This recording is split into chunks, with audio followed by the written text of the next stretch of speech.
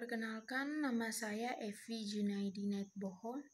Saya mahasiswa Universitas Nusa Cendana Kupang, Fakultas Ilmu Sosial Ilmu Politik, Program Studi Sosiologi kelas A semester 2. Di sini saya akan menjelaskan tentang biografi ahli teori sosiologi klasik Auguste Comte. Pertama, profil Auguste Comte. Auguste Comte lahir di Montpellier, Prancis, tanggal 19 Januari 1798. Ia merupakan pendiri atau bapak sosiologi. Keluarganya beragama Katolik dan berdarah bangsawan. Dia mendapat pendidikan di École Polytechnique di Paris dan lama hidup di sana. Ayah Comte yaitu Louis Comte merupakan seorang pejabat pajak dan ibunya Rosaline Boyer Comte merupakan seorang yang sangat taat agama. Comte menghabiskan waktu dengan membaca buku filsafat dan sejarah. Dirinya sangat tertarik dengan para pemikiran beberapa tatanan dalam sejarah manusia. Comte memulai karir profesinya dengan memberi les di bidang matematika. Ia sudah memperoleh pendidikan dalam matematika, namun perhatian yang sebenarnya adalah pada masalah-masalah kemanusiaan dan sosial. Minat ini mulai berkembang di bawah pengaruh Saint-Simon yang mempekerjakan Auguste sebagai sekretarisnya. Akan tetapi seiring berjalannya waktu, Auguste Comte merasa berbeda tujuan, terlebih mengenai sudut pandang dan latar belakang ilmiah. Akhirnya, Auguste Comte memutuskan untuk tidak bekerja sama dengan Saint-Simon lagi. Yang kedua pembahasannya yaitu pemikiran Auguste Comte.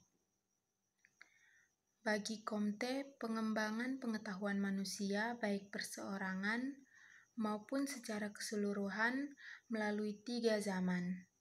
Baginya perkembangan menurut 3 zaman ini merupakan hukum yang tetap. Yang pertama, zaman teologis. Zaman ini manusia percaya bahwa di belakang gejala-gejala alam terdapat kuasa adikrodati yang mengatur fungsi dan gerak gejala tersebut. Yang kedua, zaman metafisis. Pada zaman ini manusia hanya sebagai tujuan pergeseran dari tahap teologi. Yang ketiga, zaman positif. Pada zaman ini manusia membatasi diri dalam penyelidikannya pada fakta-fakta yang ada. Ada pula beberapa sumber penting yang menjadi latar belakang menentukan jalan pikiran Auguste Comte, yaitu yang pertama, Revolusi Prancis dengan segala pemikiran dan perkembangan pada masa itu. Kedua, aliran reaksioner dari para ahli pikir. Yang ketiga, lahirnya aliran yang dikembangkan oleh para pemikir sosialistik, terutama yang dipraaksarai oleh Saint-Simon.